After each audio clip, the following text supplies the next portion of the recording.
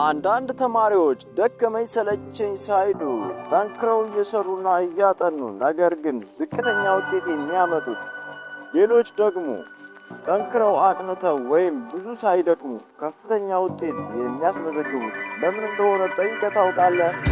ዛሬ ስለ 3 አይነት ተማሪዎች እናያለን።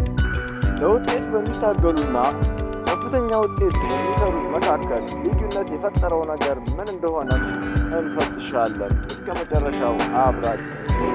የመጀመሪያዎቹ ጠንክረው የሚሰሩና ቋሚ አስተሳሰብ ያላቸው ተማሪዎች ናቸው። እነዚህ ተማሪዎች አቅምና ችሎታቸው የማይለወጥ የተፈጥሮ ስጦታ እንደሆነ ስላመኑ ምንም ያህል ጠንክረው ቢሰሩና ቢያጠኑ መሻሻልና መለወጥ አይችሉም። በዚህ ምድብ ውስጥ ያሉ ተማሪዎች ለረጅም ሰዓት ቁጭ ብለው ያጠናሉ። እንዲያውም ሌሊቱን ሙሉ ሲያጠኑ ሊያነቡ ይችላል። ነገር ግን መሳሳትን ይፈራሉ። አዳዲስ ነገሮችን አይሞክሩም። ነገሮች ሲከብዱ የተሸናፊነት ስሜት ያጠቃቸዋል።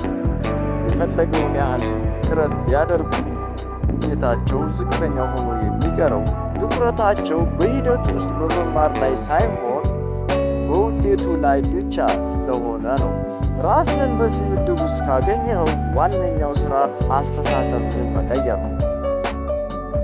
አስተሳሰብህን ለመቀየርና ውጤትህን ለማሻሻል የመጀመሪያው እርምጃ 1. ከባባድ ፈተናዎች ሲመጡ ተጋፍተህ ሞክራቸው፣ ፈተናን አትሽሽ። 2. መሳሳትን አትፍራ፣ ግን ከስህተቶች የመማር ልማድን አዳብር።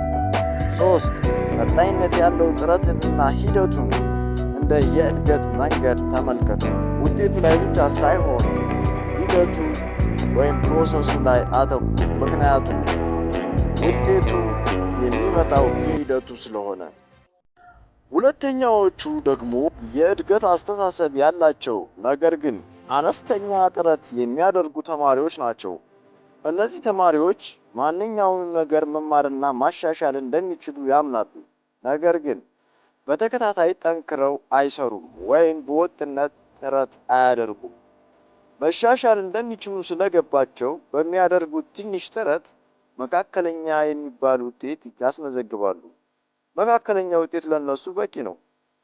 እኔ ብዙ መጨናነቅና ወጥሮ መቸከል አይመቸኝም ይላሉ ብዙውን ጊዜ። በዚህ ምድብ ውስጥ ራስህን ካገኘኸው አስተሳሰብ ብቻውን በቂ አይደለም። የእድገት አስተሳሰብ ቀጣይነት ባለው ጠንካራ ጥረት ሲታገዝ ስኬታማ ተማሪ ያደርጋል።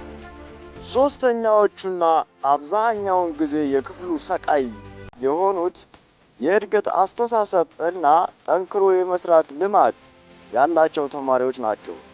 እነዚህ ተማሪዎች የሚያጋጥሙ ተግዳሮቶችን የሚጋፈጡ፣ ከስህተቶቻቸው የሚማሩ፣ የሌሎች አስተያየትን ለመሻሻል የሚጠቀሙና ያለማቋረጥ ከፍተኛ ጥረት የሚያደርጉ ተማሪዎች ናቸው። አቅምና ችሎታቸውን ማሻሻል እንደሚችሉ ስለሚያምኑና ብልሃት የተሞላበት የማያቋርጥ ጥረት ስለሚያደርጉ በትምህርታቸው ከፍተኛ ውጤት የሚያመጡ ስኬታማና በራስ መተማመን ያላቸው ተማሪዎች ናቸው። ታዲያ አንተ ከሶስቱ የትኛው አይነት ተማሪ ነህ? ጠንክረው ከሚሰሩትና ቋሚ አስተሳሰብ ካላቸው ውስጥ ከሆንክ አሁኑኑ አስተሳሰብህን ቀይር። የእድገት አስተሳሰብና አነስተኛ ጥረት ከሚያደርጉት ውስጥ ከሆንክ ብልሃት በተሞላበት መንገድ ጠንክረህ ስራ። የእድገት አስተሳሰብ ካላቸውና ጠንክረው ከሚሰሩት ከሆንክ በዚሁ ቀጥል።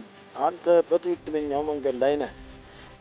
አንድ ነገር አስታውስ፣ ጠንክሮ መስራት ብቻውን በቂ አይደለም። ጠንክሮ ማሰብም ብቻውን በቂ አይደለም። ትክክለኛውን አስተሳሰብ ይዘህ ጠንክረህ ከሰራህ ነው በትምህርት ስኬታማ መሆን የምትችለው።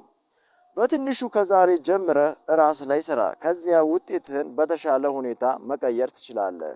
ይህ ቪዲዮ የጥናት ልማድህን እንድትፈትሽ እንደረዳ ተስፋ አደርጋለሁ። ቪዲዮው ከጠቀመ ላይክ አድርገው። በቀጣይ ሌላ ቪዲዮ ስለቅ ቶሎ እንዲደርሳችሁ ሰብስክራይብ በማድረግ የቻናሉ ቤተሰብ ይሁኑ። አንተ ከሶስቱ የትኛው አይነት ተማሪ ነህ? አንተ ከሶስቱ የትኛው ተማሪ እንደሆን ከታች ኮሜንት ላይ ጻፍልኝ፣ አነበዋለሁ። መልካም የትምህርትና የለውጥ ጊዜ ይሁንላችሁ።